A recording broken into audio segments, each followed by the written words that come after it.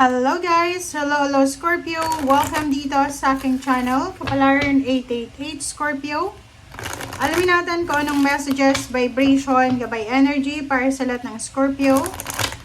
This is general reading, so pwede kang makaresonate, gamitin mo ang iyong intuition sa paninod Scorpio. So tingnan natin, ano ba ang message, ano ba ang vibration na para sa inyo Scorpio. Okay, first two cards natin is potential and dolphin. So, first card is think big for your future Scorpio, and dolphin, don't worry, be happy. So, dito sinasabi ng Bira Scorpio na if for example, masyado kang nag-aalala sa ngayon, medyo okay naman yung sitwasyon mo, or meron kang mga rason para maging masaya, but yung iba sa inyo dito, masyado kayo nag-aalala para sa future. Okay? So, medyo anxious ka.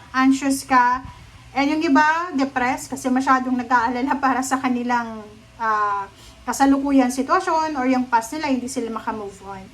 Dito sinasabi ng barahan na think big for your future. Think big, pero wag masyadong,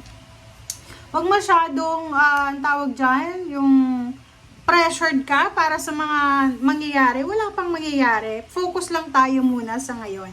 Okay? So, dito sinasabi sa Scorpio na don't worry, be happy. Don't worry, be happy.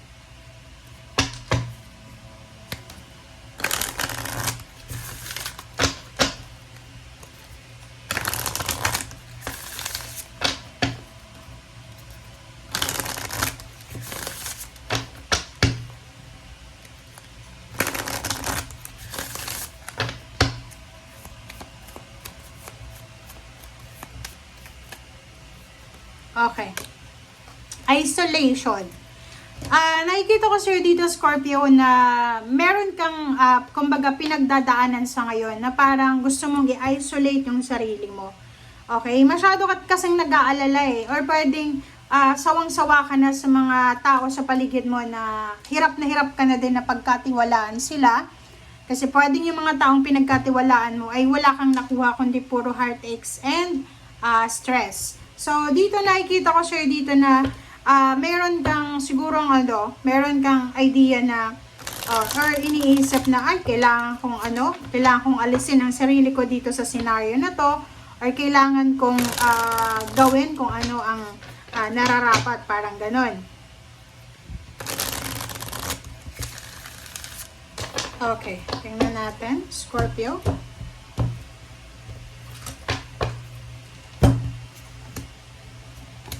Okay, first two cards natin is Ace of Wands and Seven of Wands.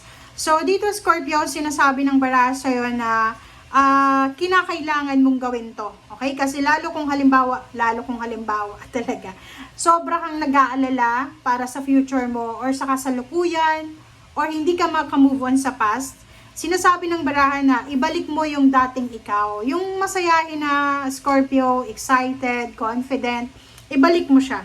Okay? Kasi nakikita ko sir dito, merong iba sa inyo na parang hinahayaan nyo na lang yung mga recurring events sa buhay mo or mga pangyayari na nawawalan ka na ng interest, parang ganon.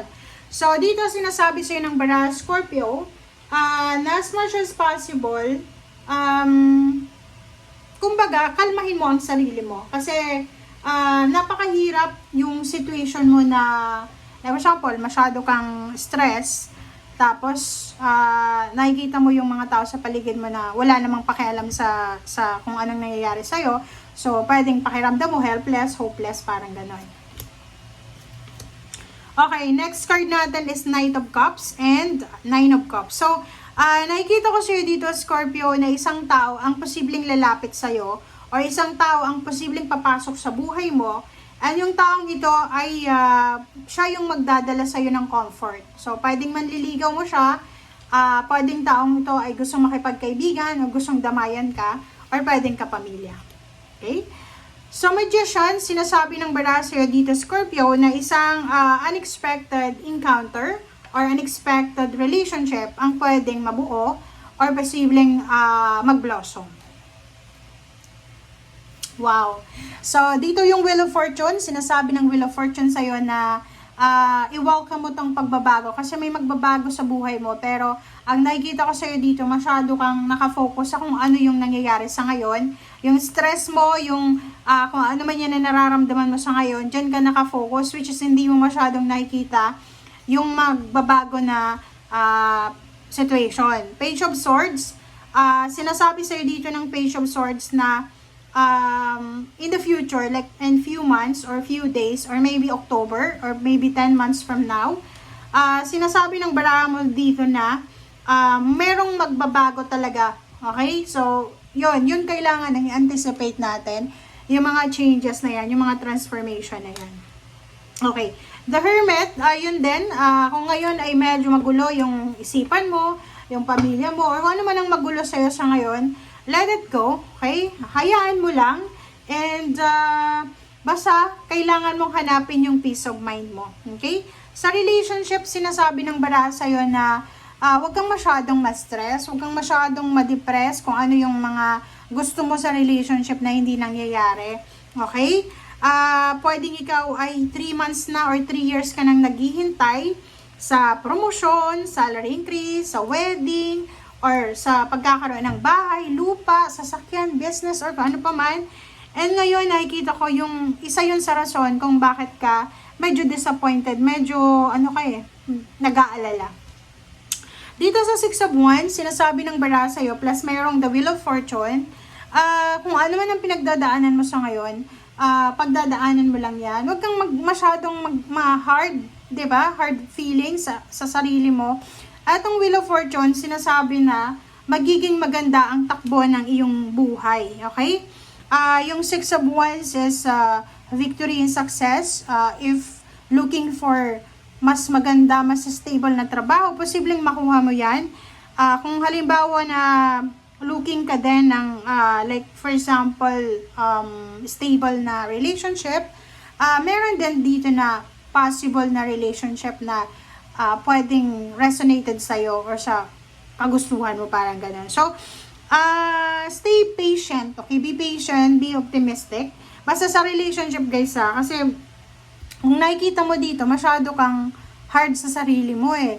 Nag-aim ka ng perfection. So, huwag kang mag-aim ng perfection. Hayaan mo lang, go with the flow kaysa ngayon, pero ipaglaban mo pa rin. Ipaglaban mo kung ano yung karapatan mo. Ipaglaban mo kung ano yung kagustuhan mo. Ang Hermit na to, napaka-importante kasi sinasabi na lahat ng actions, lahat ng solution na gagawin natin, kailangan nating pag-isipan. Huwag lang lang ng action, tas wala namang purpose, parang ganon. Okay? Thank you guys for watching. Ito ay para sa lahat ng Scorpio. Thank you, Scorpio. Bye!